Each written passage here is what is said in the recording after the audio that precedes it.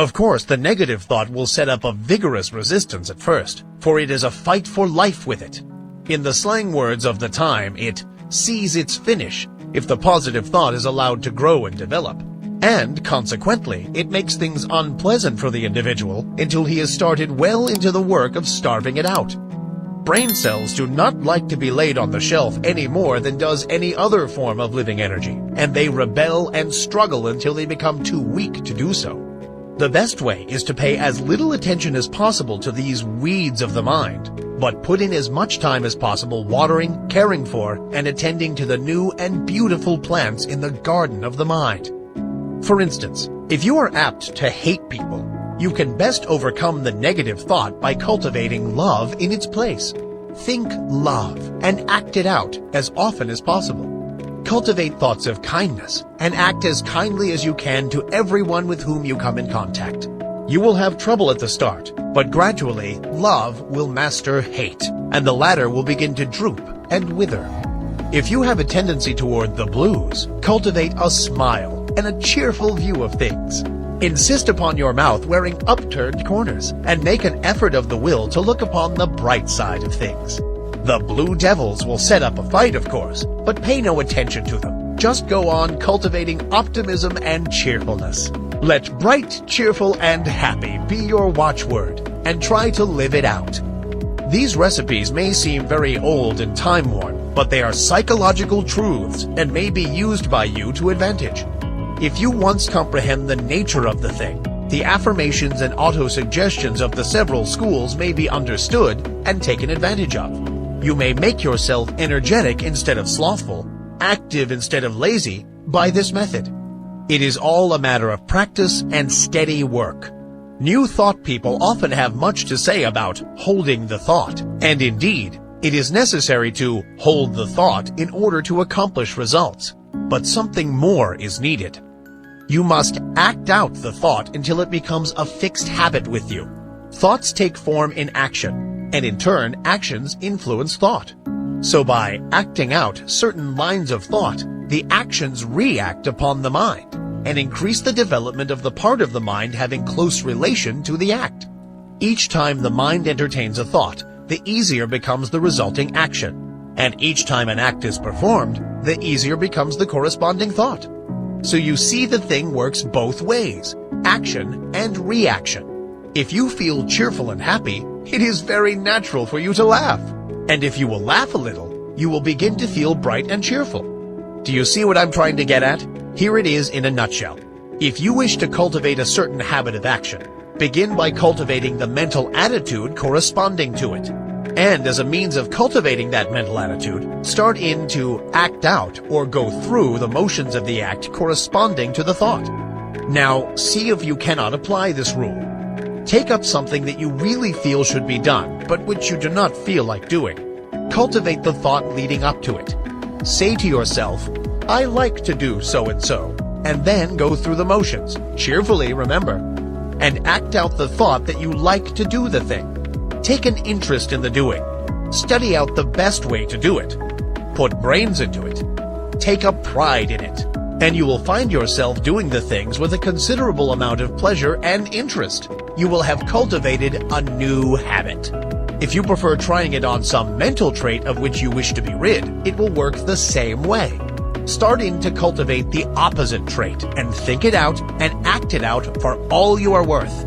Then watch the change that will come over you.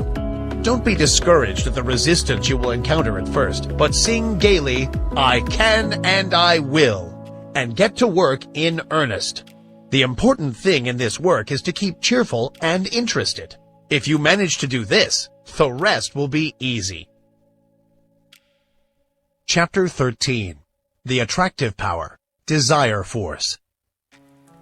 We have discussed the necessity of getting rid of fear, that your desire may have full strength with which to work. Supposing that you have mastered this part of the task, or at least started on the road to mastery, I will now call your attention to another important branch of the subject. I allude to the subject of mental leaks. No, I don't mean the leakage arising from your failure to keep your own secrets. That is also important, but forms another story. The leakage I am now referring to is that occasioned by the habit of having the attention attracted to and distracted by every passing fancy. In order to attain a thing, it is necessary that the mind should fall in love with it and be conscious of its existence, almost to the exclusion of everything else. You must get in love with the thing you wish to attain, just as much as you would if you were to meet the girl or man you wish to marry.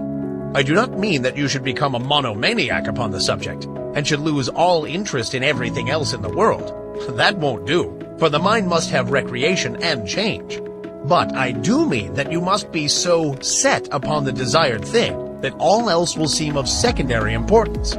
A man in love may be pleasant to everyone else, and may go through the duties and pleasures of life with good spirit.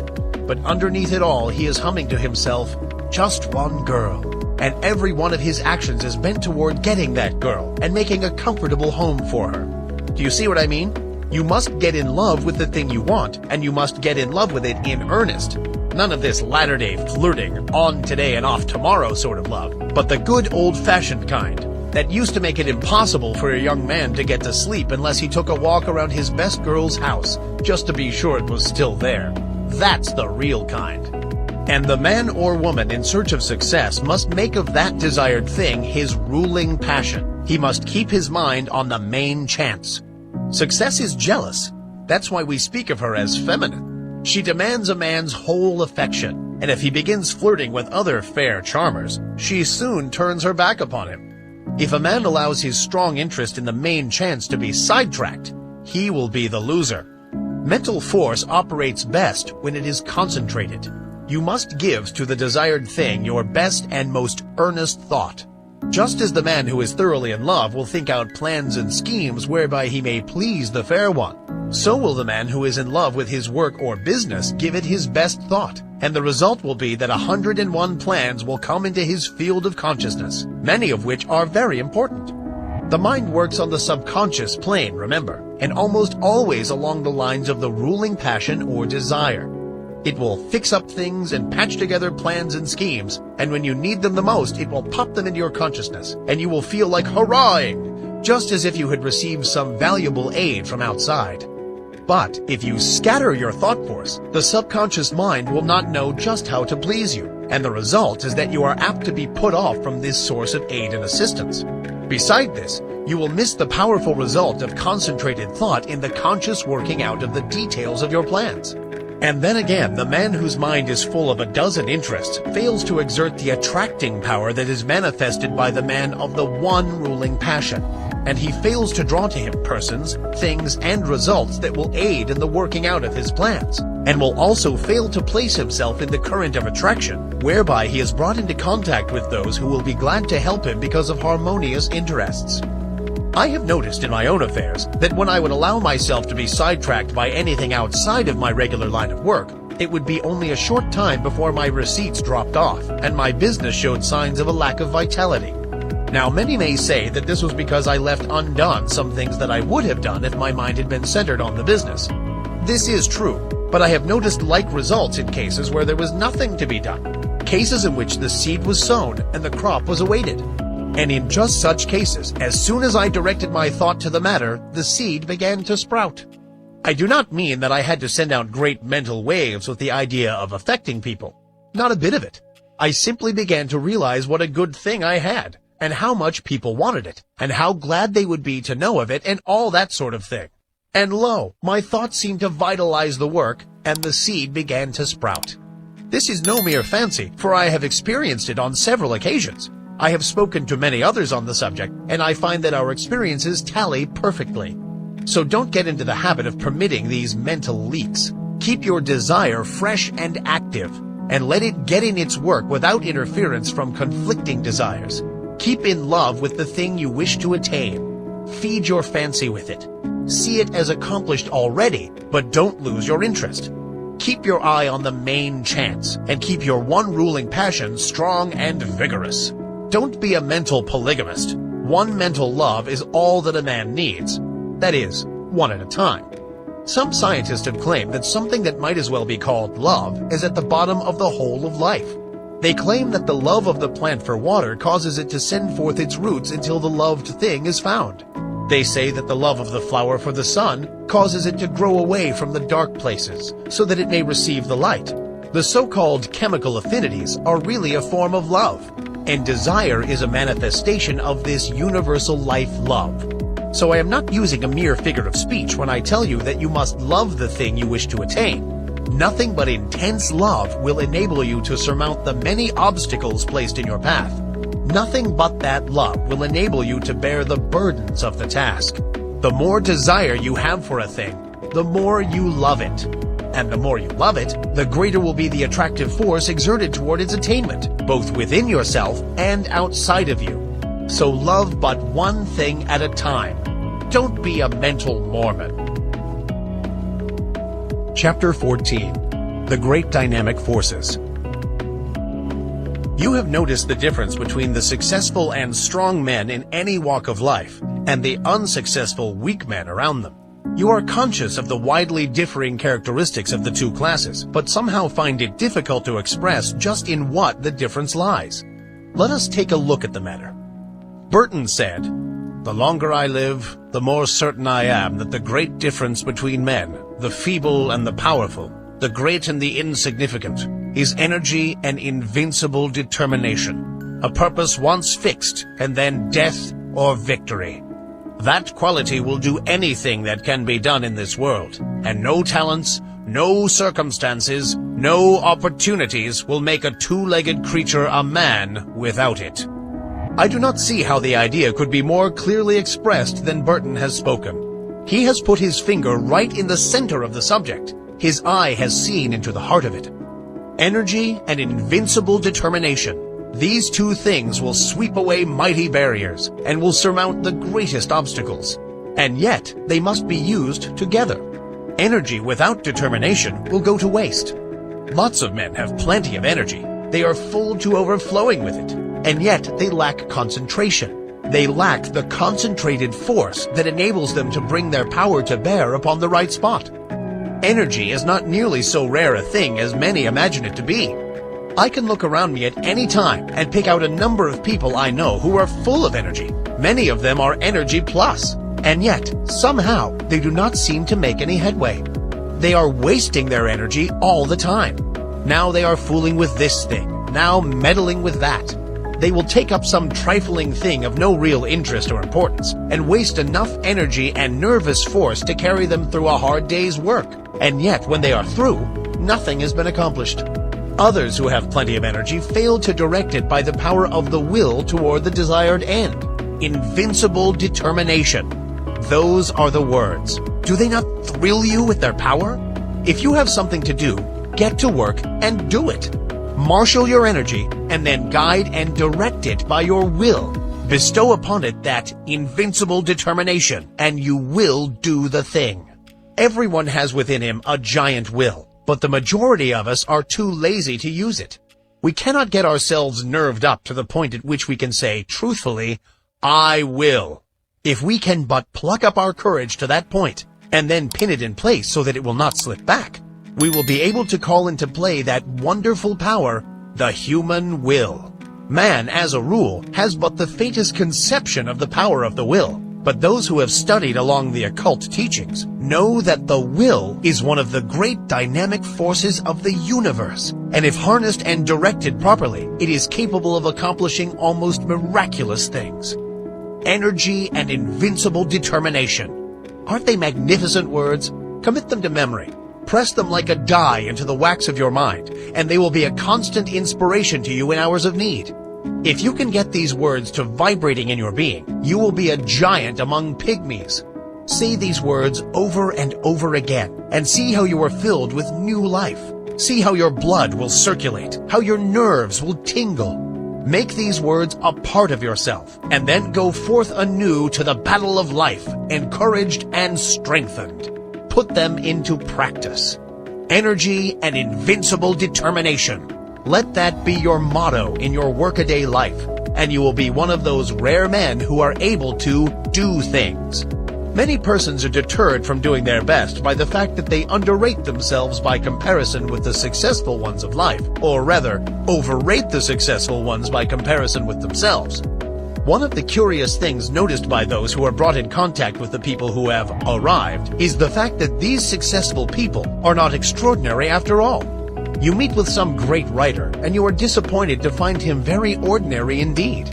He does not converse brilliantly, and in fact, you know a score of everyday people who seem far more brilliant than this man, who dazzles you by his brightness in his books. You meet some great statesman, and he does not seem nearly so wise as lots of old fellows in your own village, who waste their wisdom upon the desert air. You meet some great captain of industry, and he does not give you the impression of the shrewdness so marked in some little bargain-driving trader in your own town. How is this, anyway? Are the reputations of these people fictitious, or what is the trouble? The trouble is this.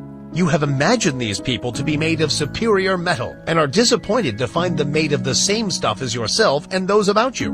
But, you ask, wherein does their greatness of achievement lie? Chiefly in this: belief in themselves and in their inherent power, in their faculty to concentrate on the work at hand when they are working, and in their ability to prevent leaks of power when they are not working. They believe in themselves and make every effort count. Your village wise man spills his wisdom on every corner and talks to a lot of fools, when if he really were wise, he would save up his wisdom and place it where it would do some work.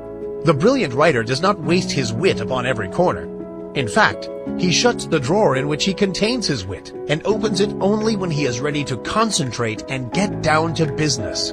The captain of industry has no desire to impress you with his shrewdness and smartness. He never did, even when he was young. While his companions were talking and boasting and blowing, this future successful financier was sawing wood and saying nothing. The great people of the world, that is, those who have arrived, are not very different from you, or me, or the rest of us. All of us are about the same at the base. You have only to meet them to see how very ordinary they are after all. But don't forget the fact that they know how to use the material that is in them, while the rest of the crowd does not, and in fact, even doubts whether the true stuff is there. The man or woman who gets there usually starts out by realizing that he or she is not so very different after all from the successful people that they hear so much about. This gives them confidence, and the result is that they find out that they are able to do things. Then they learn to keep their mouths closed and to avoid wasting and dissipating their energy. They store up energy and concentrate it upon the task at hand, while their companions are scattering their energies in every direction, trying to show off and let people know how smart they are. The man or woman who gets there prefers to wait for the applause that follows deed accomplished, and cares very little for the praise that attends promises of what we expect to do someday, or an exhibition of smartness without works.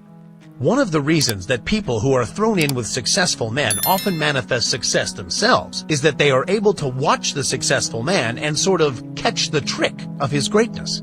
They see that he is an everyday sort of man, but that he thoroughly believes in himself, and also that he does not waste energy, but reserves all his force for the actual tasks before him. And, profiting by example, they start to work and put the lesson into practice in their own lives. Now, what is the moral of this talk? Simply this: don't undervalue yourself or overvalue others. Realize that you are made of good stuff, and that locked within your mind are many good things. Then get to work and unfold those good things, and make something out of that good stuff. Do this by attention to the things before you, and by giving to each the best that is in you, knowing that plenty of more good things are in you, ready for the fresh tasks that will come. Put the best of yourself into the undertaking on hand, and do not cheat the present task in favor of some future one. Your supply is inexhaustible. And don't waste your good stuff on the crowd of gapers, watchers, and critics who are standing around watching you work. Save your good stuff for your job, and don't be in too much of a hurry for applause. Save up your good thoughts for copy if you are a writer. Save up your bright schemes for actual practice if you are a businessman. Save up your wisdom for occasion if you're a statesman. Avoid the desire to scatter your pearls before the gaping crowd that wants to be entertained by a free show. Nothing very high about this teaching perhaps, but it is what many of you need very much. Stop fooling and get down to business. Stop wasting good raw material and start to work making something worthwhile. Chapter 15. Claiming Your Own. In a recent conversation, I was telling a woman to pluck up courage and to reach out for a certain good thing for which she had been longing for many years, and which at last appeared to be in sight. I told her that it looked as if her desire was about to be gratified, that the law of attraction was bringing it to her. She lacked faith and kept on repeating, "Oh, it's too good to be true. It's too good for me." She had not emerged from the worm of the dust stage, and although she was in sight of the promised land, she refused to enter it because it was too good for her. I think I succeeded in putting sufficient ginger into her to enable her to claim her own, for the last reports indicate that she is taking possession. But that is not what I wish to tell you. I want to call your attention to the fact that nothing is too good for you, no matter how great the thing may be, no matter how undeserving you may seem to be. You are entitled to the best there is, for it is your direct inheritance. So don't be afraid to ask, demand, and take. The good things of the world are not the portion of any favored sons. They belong to all, but they come only to those who are wise enough to recognize that the good things are theirs by right, and who are sufficiently courageous to reach out for them. Many good things are lost for want of the asking. Many splendid things are lost to you because of your feeling that you are unworthy of them. Many great things are lost to you because you lack the confidence and courage to demand and take possession of them. None but the brave deserves the fair, says the old adage, and the rule is true in all lines of human effort. But if you keep on repeating that you are unworthy of the good thing, that it is too good for you, the law will be apt to take you at your word and believe what you say. That's a peculiar thing about the law. It believes what you say. It takes you in earnest. So beware what you say to it, for it will be apt to give credence. Say to it that you are worthy of the best there is, and that there is nothing too good for you, and you will be likely to have the law take you in earnest and say, "I guess he is right. I'm going to have to give him the whole bake shop if he wants it. He knows his rights, and what's the use of trying to deny it to him?" But if you say, "Oh, it's too good for me," the law will probably say, "Well, I wouldn't wonder but that is so. Surely he ought to know, and it isn't for me to contradict him." And so it goes. Why should anything be too good for you? Did you ever stop to think just what you are? You are a manifestation of the whole thing, and have a perfect right to all there is. Or, if you prefer it this way, you are a child of the infinite and are heir to it all. You are telling the truth in either statement, or both. At any rate, no matter for what you ask, you are merely demanding your own. And the more in earnest you are about demanding it, the more confident you are of receiving it. The more will you use in reaching out for it, the surer you will be to obtain it. Strong desire, confident expectation, courage and action, these things bring to you your own. But before you put these forces into effect, you must awaken to a realization that you are merely asking for your own, and not for something to which you have no right or claim. So long as there exists in your mind the last sneaking bit of doubt as to your right to the things you want, you will be setting up a resistance to the operation of the law. You may demand as vigorously as you please, but you will lack the courage to act if you have a lingering doubt of your right to the thing you want. If you persist in regarding the desired thing as if it belonged to another instead of to yourself, you will be placing yourself in the position of the covetous or envious man, or even in the position of a tempted thief. In such a case, your mind will revolt at proceeding with the work, for it instinctively will recoil from the idea of taking what is not your own. The mind is honest. But when you realize that the best the universe holds belongs to you as a divine heir, and that there is enough for all without your robbing anyone else, then the friction is removed, and the barrier broken down, and the law proceeds to do its work. I do not believe in this humble business.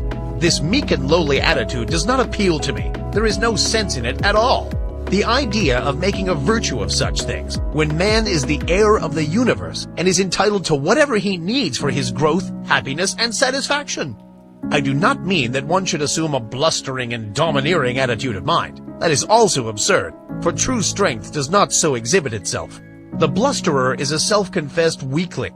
He blusters to disguise his weakness. The truly strong man is calm, self-contained, and carries with him a consciousness of strength which renders unnecessary the bluster and fuss of assumed strength.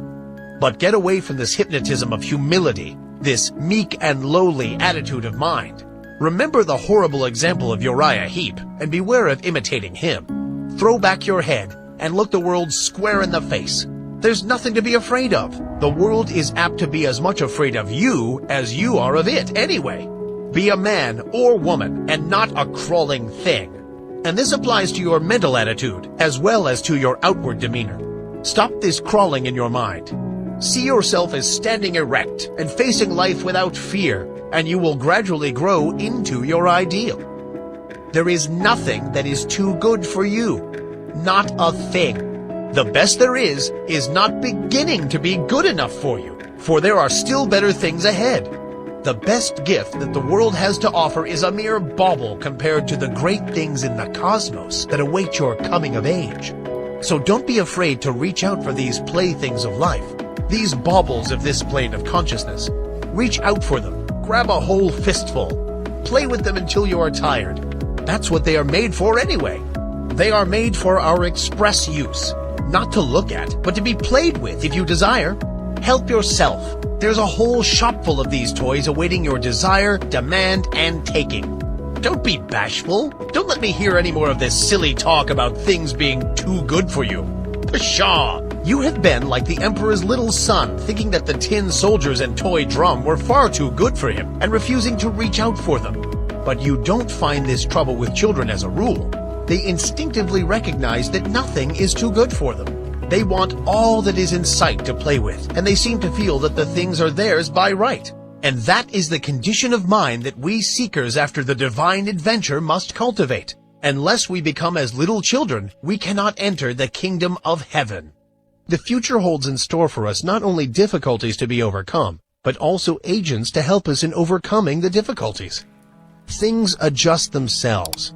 We are prepared for any trouble which may come upon us, and when the time comes, we somehow find ourselves able to meet it. God not only tempers the wind to the shorn lamb, but he also tempers the shorn lamb to the wind. The winds and the shearing do not come together. There is usually enough time for the lamb to get seasoned, and then he generally grows new wool before the cold blast comes. It has been well said that 9/10 of the worries are over things which never comes to pass, and that the other 10th is over things of little or no account. So what's the use of using up all your reserve force in fretting over future troubles if this be so? Better wait until your troubles really come before you worry.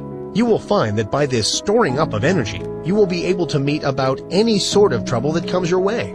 What is it that uses up all the energy in the average man or woman anyway? Is it the real overcoming of difficulties or the worrying about impending troubles? It's always tomorrow, tomorrow, and yet tomorrow never comes just as we feared it would. Tomorrow is all right. It carries in its grip good things as well as troubles. Bless my soul, when I sit down and think over the things which I once feared might possibly descend upon me, I laugh. Where are those feared things now? I don't know. Have almost forgotten that I ever feared them. You do not need to fight worry. That isn't the way to overcome the habit. Just practice concentration and then learn to concentrate upon something right before you, and you will find that the worry thought has vanished. The mind can think of but one thing at a time, and if you concentrate upon a bright thing, the other thing will fade away. There are better ways of overcoming objectionable thoughts than by fighting them. Learn to concentrate upon thoughts of an opposite character, and you will have solved the problem. When the mind is full of worry thoughts, it cannot find time to work out plans to benefit you. But when you have concentrated upon bright, helpful thoughts, you will discover that it will start to work subconsciously. And when the time comes, you will find all sorts of plans and methods by which you will be able to meet the demands upon you. Keep your mental attitude right, and all things will be added unto you. There's no sense in worrying. Nothing has ever been gained by it, and nothing ever will be. Bright, cheerful, and happy thoughts attract bright, cheerful, and happy things to us. Worry drives them away. Cultivate the right mental attitude. Chapter 8. The Law of Mental Control. Your thoughts are either faithful servants or tyrannical masters, just as you allow them to be. You have the say about it. Take your choice. They will either go about your work under direction of the firm will, doing it the best they know how, not only in your waking hours, but when you are asleep. Some of our best mental work being performed for us when our conscious mentality is at rest. as is evidenced by the fact that when the morning comes, we find troublesome problems have been worked out for us during the night. Or they will ride all over us and make us their slaves if we are foolish enough to allow them to do so. More than half the people of the world are slaves of every vagrant thought which may seem fit to torment them. Your mind is given you for your good and for your own use, not to use you. There are very few people who seem to realize this and who understand the art of managing the mind. The key to the mystery is concentration. A little practice will develop within every man the power to use the mental machine properly. When you have some mental work to do, concentrate upon it to the exclusion of everything else, and you will find that the mind will get right down to business, to the work at hand, and matters will be cleared up in no time. There is an absence of friction, and all waste motion or lost power is obviated. Every pound of energy is put to use, and every revolution of the mental driving wheel counts for something. It pays to be able to be a competent mental engineer, and the man who understands how to run his mental engine knows that one of the important things is to be able to stop it when the work has been done. He does not keep putting coal in the furnace and maintaining a high pressure after the work is finished, or when the day's portion of the work has been done. Some people act as if the engine should be kept running whether there was any work to be done or not, and then they complain if it gets worn out and wobbles and needs repairing. These mental engines are fine machines and need intelligent care. To those who are acquainted with the laws of mental control, it seems absurd for one to lie awake at night fretting about the problems of the day, or more often, of the morrow. It is just as easy to slow down the mind as it is to slow down an engine, and thousands of people are learning to do this in these days of new thought. The best way to do it is to think of something else, as far different from the obtruding thought as possible. There is no use fighting an objectionable thought with the purpose of downing it. That is a great waste of energy, and the more you keep on saying, "I won't think of this thing," the more it keeps on coming into your mind, for you are holding it there for the purpose of hitting it. Let it go. Don't give it another thought. Fix the mind on something entirely different, and keep the attention there by an effort of the will. A little practice will do much for you in this direction. There is only room for one thing at a time in the focus of attention, so put all your attention upon one thought, and the others will sneak off. Try it for yourself. Chapter 9. Asserting the Life Force. I have spoken to you of the advantage of getting rid of fear. Now I wish to put life into you. Many of you have been going along as if you were dead. No ambition, no energy, no vitality, no interest, no life. This will never do. You are stagnating. Wake up and display a few signs of life. This is not the place in which you can stalk around like a living corpse. This is the place for wide-awake, active, live people, and a good general awakening is what is needed. Although it would take nothing less than a blast from Gabriel's trumpet to awaken some of the people who are stalking around, thinking that they are alive, but who are really dead to all that makes life worthwhile. We must let life flow through us and allow it to express itself naturally. Do not let the little worries of life, or the big ones either, depress you and cause you to lose your vitality. Assert the life force within you and manifest it in every thought, act, and deed, and before long you will be exhilarated and fairly bubbling over with vitality and energy. Put a little life into your work, into your pleasures, into yourself. Stop doing things in a half-headed way, and begin to take an interest in what you are doing, saying, and thinking. It is astonishing how much interest we may find in the ordinary things of life if we will only wake up. There are interesting things all around us, interesting events occurring every moment, but we will not be aware of them unless we assert our life force and begin to actually live instead of merely existing. Were you ever jealous? If so, you will remember how insidious was its first approach, how subtly it whispered hateful suggestions into your willing ear, and how gradually it followed up such suggestions until finally you began to see green. Jealousy has an effect upon the bile and causes it to poison the blood. This is why the idea of green is always associated with it. Then you will remember how the thing seemed to grow, taking possession of you until you scarcely could shake it off. You found it much easier to become jealous the next time. It seemed to bring before you all sorts of objects apparently justifying your suspicions and feeling. Everything began to look green. The green-eyed monster waxed fat. And so it is with every feeling or emotion. If you give way to a fit of rage, you will find it easier to become angry the next time, on less provocation. The habit of feeling and acting mean does not take long to firmly settle itself in its new home if encouraged. Worry is a great habit for growing and waxing fat. People start by worrying about big things, and then begin to worry and fret about some smaller thing. And then the merest trifle worries and distresses them. They imagine that all sorts of evil things are about to befall them. If they start on a journey, they are certain there is going to be a wreck. If a telegram comes, it is sure to contain some dreadful tidings. If a child seems a little quiet, the worrying mother is positive it is going to fall ill and die. If the husband seems thoughtful as he resolves some business plan in his mind, then the good wife is convinced that he is beginning to cease to love her and indulges in a crying spell. And so it goes. Worry, worry, worry. Each indulgence making the habit more at home. After a while, the continued thought shows itself in action. Not only is the mind poisoned by the blue thoughts, but the forehead shows deep lines between the eyebrows, and the voice takes on that whining, rasping tone so common among worry-burdened people. The condition of mind known as fault-finding is another emotion that grows fat with exercise. First, fault is found with this thing, then with that, and finally with everything. The person becomes a chronic nagger, a burden to friends and relatives, and a thing to be avoided by outsiders. Women make the greatest naggers, not because men are any better, but simply because a man nagger is apt to have the habit knocked out of him by other men who will not stand his nonsense. He finds that he is making things too hot for himself, and he reforms, while a woman has more of a chance to indulge in the habit. But this nagging is all a matter of habit. It grows from small beginnings, and each time it is indulged in, it throws out another root, branch, or tendril, and fastens itself the closer to the one who has given it soil in which to grow. Envy, uncharitableness, gossip, scandal-mongering, all are habits of this kind. The seeds are in every human breast, and only need good soil and a little watering to become lusty and strong.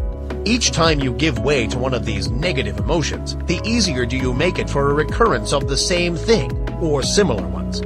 Sometimes, by encouraging one unworthy emotion, you find that you have given room for the growth of a whole family of these mental weeds. Now, this is not a good old orthodox preachment against the sin of bad thoughts. It is merely a calling of your attention to the law underlying the psychology of emotion.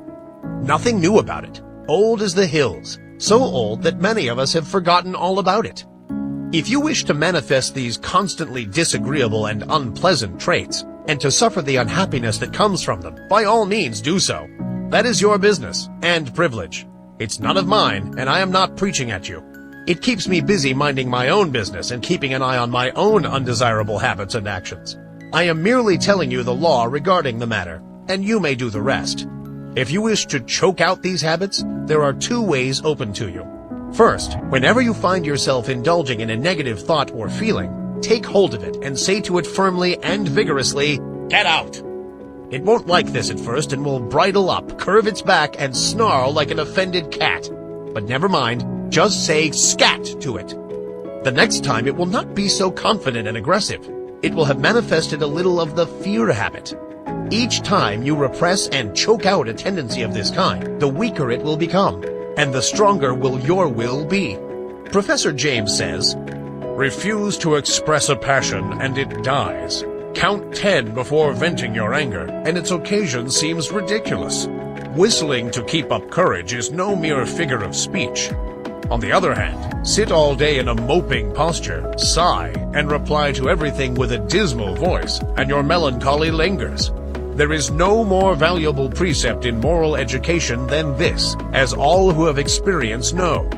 If we wish to conquer emotional tendencies in ourselves, we must assiduously, and in the first instance cold-bloodedly, go through the outward movements of those contrary dispositions we prefer to cultivate. Smooth the brow, brighten the eye, Contract the dorsal rather than the ventral aspect of the frame and speak in a major key. Pass the genial compliment, and your heart must be frigid indeed if it does not gradually thaw. Chapter 12. Developing New Brain Cells. I have spoken of the plan of getting rid of undesirable states of feeling by driving them out. But a far better way is to cultivate the feeling or emotion directly opposed to the one you wish to eradicate. We are very apt to regard ourselves as the creatures of our emotions and feelings, and to fancy that these feelings and emotions are we. But such is far from being the truth. It is true that the majority of the race are slaves of their emotions and feelings, and are governed by them to a great degree. They think that feelings are things that rule one, and from which one cannot free himself, and so they cease to rebel. They yield to the feeling without question, although they may know that the emotion or mental trait is calculated to injure them, and to bring unhappiness and failure instead of happiness and success. They say, "We are made that way," and let it go at that. The new psychology is teaching the people better things. It teaches them that they are masters of their emotions and feelings, instead of being their slaves. It tells them that brain cells may be developed that will manifest along desirable lines, and that the old brain cells that have been manifesting so unpleasantly may be placed on the retired list and allowed to atrophy from want of use. People may make themselves over and change their entire natures. This is not mere idle theory, but is a working fact which has been demonstrated by thousands of people and which is coming more and more before the attention of the race. No matter what theory of mind we entertain, we must admit that the brain is the organ and instrument of the mind, in our present state of existence at least, and that the brain must be considered in this matter.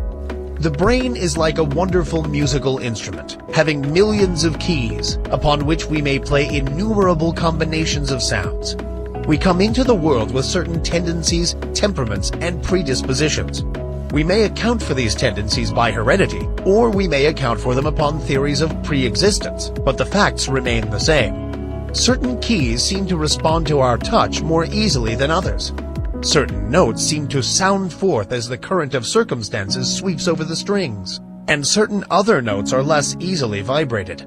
But we find that if we but make an effort of the will to restrain the utterance of some of these easily sounded strings, they will grow more difficult to sound, and less liable to be stirred by the passing breeze. And if we pay attention to some of the other strings that have not been giving forth a clear tone, we will soon get them in good working order. Their notes will chime forth clear and vibrant, and will drown the less pleasant sounds. We have millions of unused brain cells awaiting our cultivation. We are using but a few of them, and some of these we are working to death. We are able to give some of these cells a rest by using other cells. The brain may be trained and cultivated in a manner incredible to one who has not looked into the subject. Mental attitudes may be acquired and cultivated, changed and discarded at will. There is no longer any excuse for people manifesting unpleasant and harmful mental states. We have the remedy in our hands. We acquire habits of thought, feeling, and action through repeated use. We may be born with a tendency in a certain direction, or we may acquire tendencies by suggestions from others, such as the examples of those around us, suggestions from reading, listening to teachers. We are a bundle of mental habits. Each time we indulge in an undesirable thought or habit, the easier does it become for us to repeat that thought or action. Mental scientists are in the habit of speaking of desirable thoughts or mental attitudes as positive, and of the undesirable ones as negative. There is a good reason for this. The mind instinctively recognizes certain things as good for the individual to which it belongs, and it clears the path for such thoughts and interposes the least resistance to them. They have a much greater effect than an undesirable thought possesses, and one positive thought will counteract a number of negative thoughts. The best way to overcome undesirable or negative thoughts and feelings is to cultivate the positive ones. The positive thought is the strongest plant, and will in time starve out the negative one by withdrawing from it the nourishment necessary for its existence. No man or woman ever amounted to anything unless he or she put life into the tasks of everyday life, the acts, the thoughts. What the world needs is live men and women. Just look into the eyes of the people whom you meet, and see how few of them are really alive. The most of them lack that expression of conscious life which distinguishes the man who lives from the one who simply exists.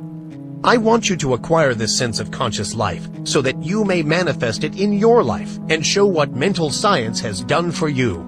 I want you to get to work today and begin to make yourselves over according to the latest pattern. You can do this if you will only take the proper interest in the task. Affirmation and exercise. Fix in your mind the thought that the I within you is very much alive and that you are manifesting life fully, mentally and physically.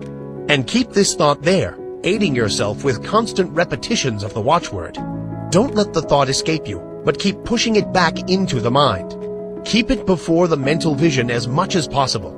Repeat the watchword when you awaken in the morning. Say it when you retire at night. And say it at meal times and whenever else you can during the day, at least once an hour. Form the mental picture of yourself as filled with life and energy. Live up to it as far as possible. When you start in to perform a task, say, I am alive, and mix up as much life as possible in the task. If you find yourself feeling depressed, say, I am alive. And then take a few deep breaths, and with each inhalation, let the mind hold the thought that you are breathing in strength and life. And as you exhale, hold the thought that you are breathing out all the old, dead, negative conditions and are glad to get rid of them. Then finish up with an earnest, vigorous affirmation, I am alive, and mean it when you say it too.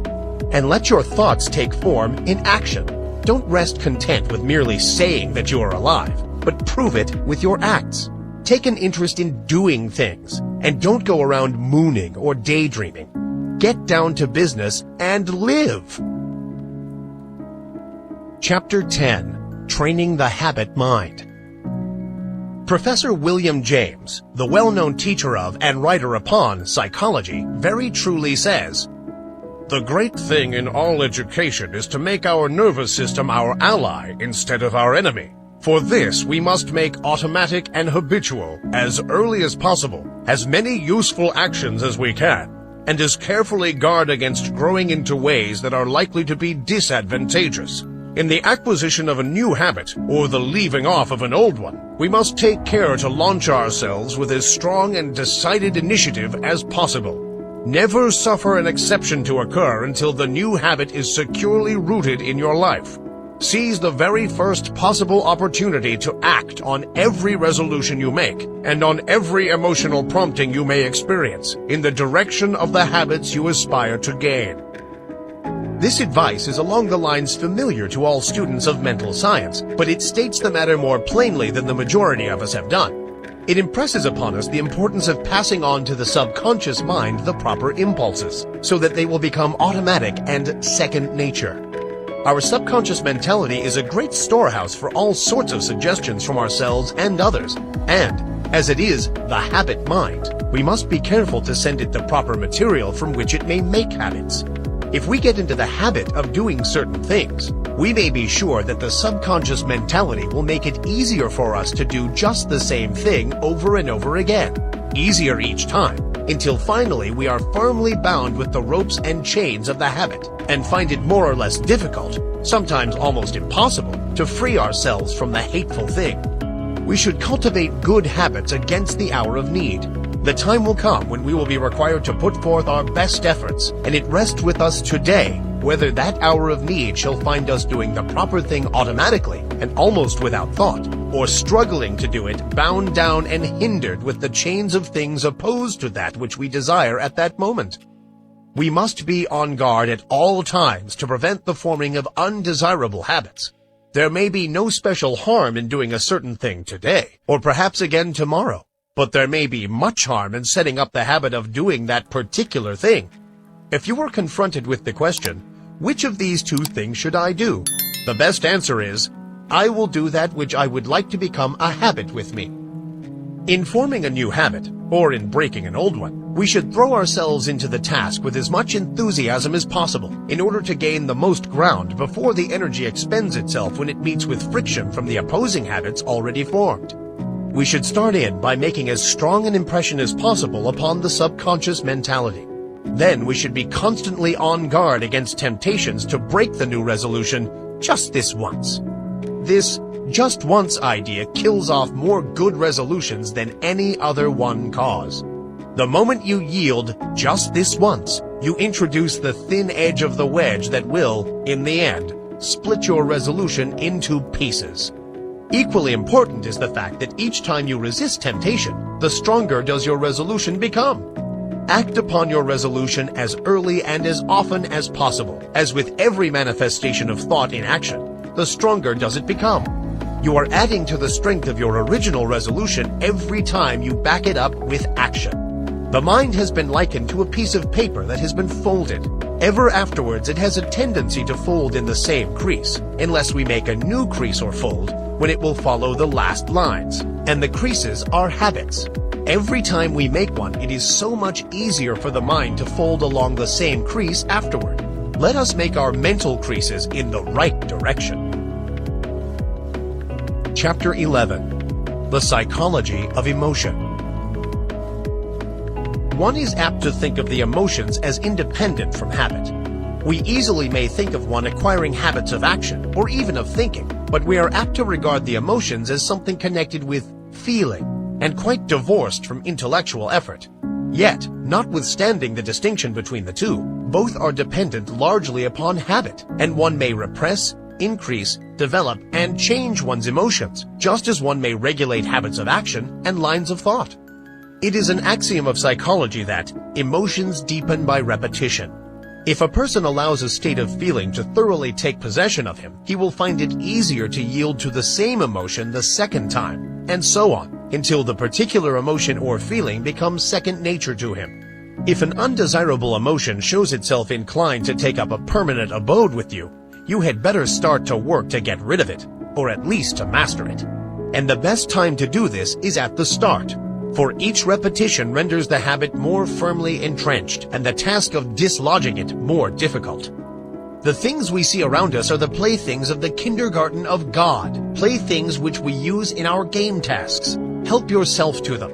Ask for them without bashfulness. Demand as many as you can make use of. They are yours. And if you don't see just what you want, ask for it. There's a big reserve stock on the shelves and in the closets. Play, play, play to your heart's content. Learn to weave mats, to build houses with the blocks, to stitch outlines on the squares. Play the game through and play it well, and demand all the proper materials for the play. Don't be bashful. There's enough to go around. But remember this, while all this be true, the best things are still only game things. Toys, blocks, mats, cubes, and all the rest. Useful, most useful for the learning of the lessons. Pleasant, most pleasant with which to play. And desirable, most desirable for these purposes. Get all the fun and profit out of the use of things that is possible. Throw yourself heartily into the game and play it out. It is good. But here's the thing to remember. Never lose sight of the fact that these good things are but playthings, part of the game, and you must be perfectly willing to lay them aside when the time comes to pass into the next class, and not cry and mourn because you must leave your playthings behind you. Do not allow yourself to become unduly attached to them. They are for your use and pleasure, but are not a part of you, not essential to your happiness in the next stage. Despise them not because of their lack of reality. They are great things relatively, and you may as well have all the fun out of them that you can. Don't be a spiritual prig, standing aside and refusing to join in the game. But do not tie yourself to them. They are good to use and play with, but not good enough to use you and make you a plaything. Don't let the toys turn the tables on you. This is the difference between the master of circumstances and the slave of circumstances. The slave thinks that these playthings are real and that he is not good enough to have them. He gets only a few toys because he is afraid to ask for more, and he misses most of the fun.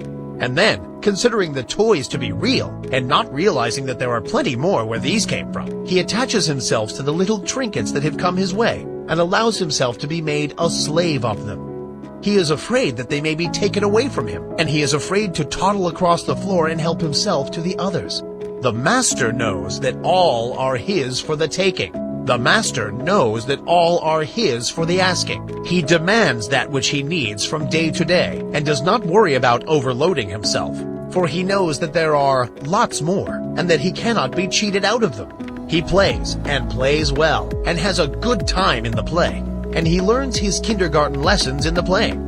But he does not become too much attached to his toys.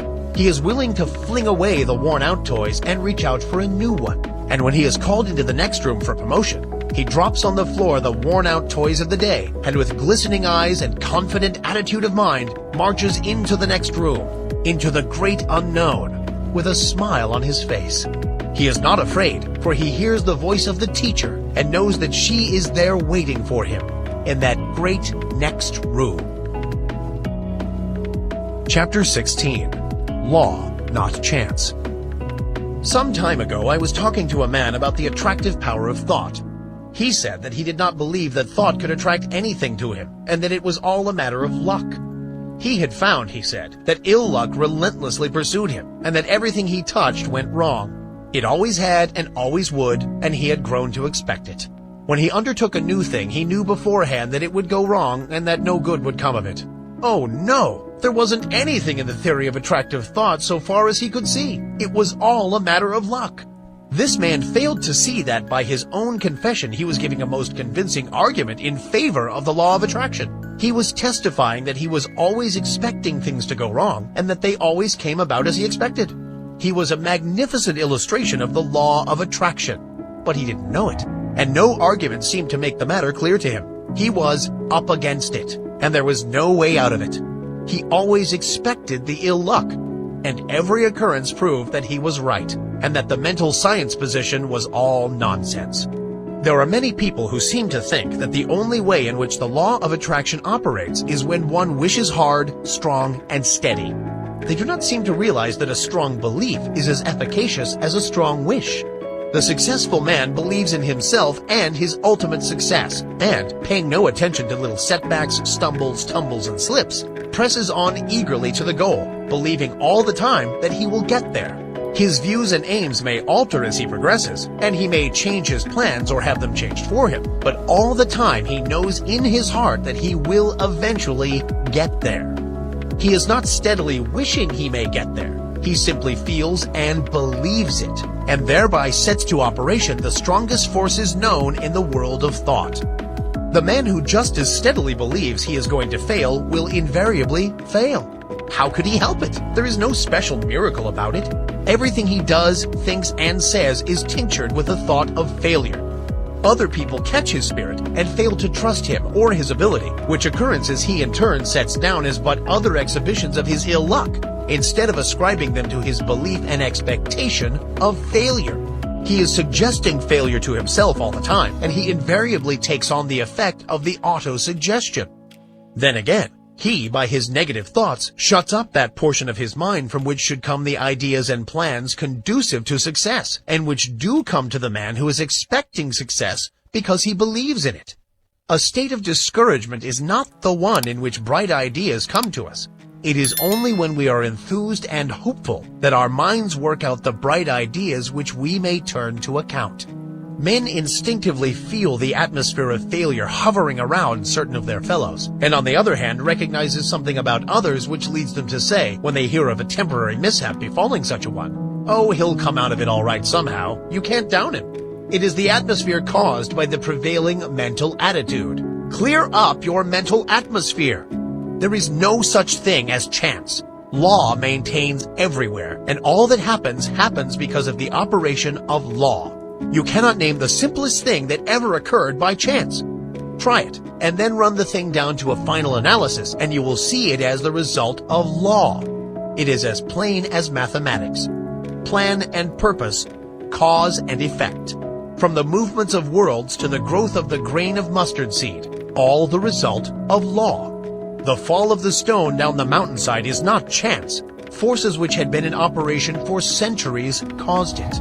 And back of that cause were other causes, and so on until the causeless cause is reached. And life is not the result of chance. The law is here too.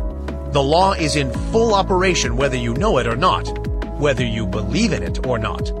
You may be the ignorant object upon which the law operates, and bring yourself all sorts of trouble because of your ignorance of or opposition to the law. Or you may fall in with the operations to the law. Get into its current, as it were, and life will seem a far different thing to you. You cannot get outside of the law by refusing to have anything to do with it. You are at liberty to oppose it and produce all the friction you wish to. It doesn't hurt the law, and you may keep it up until you learn your lesson. The law of thought attraction is one name for the law, or rather for one manifestation of it. Again, I say, your thoughts are real things. They go forth from you in all directions, combining with thoughts of like kind, opposing thoughts of a different character, forming combinations, going where they are attracted, flying away from thought centers opposing them. And your mind attracts the thought of others, which have been sent out by them, consciously or unconsciously. But it attracts only those thoughts which are in harmony with its own. Like attracts like, and opposites repel opposites in the world of thought. If you set your mind to the keynote of courage, confidence, strength, and success, you attract to yourself thoughts of like nature, people of like nature, things that fit in the mental tune. Your prevailing thought or mood determines that which is to be drawn toward you, picks out your mental bedfellow. You are today setting into motion thought currents which will, in time, attract towards you thoughts, people, and conditions in harmony with the predominant note of your thought. Your thought will mingle with that of others of like nature and mind, and you will be attracted toward each other, and will surely come together with a common purpose sooner or later, unless one or the other of you should change the current of his thoughts. Fall in with the operations of the law. Make it a part of yourself. Get into its currents. Maintain your poise.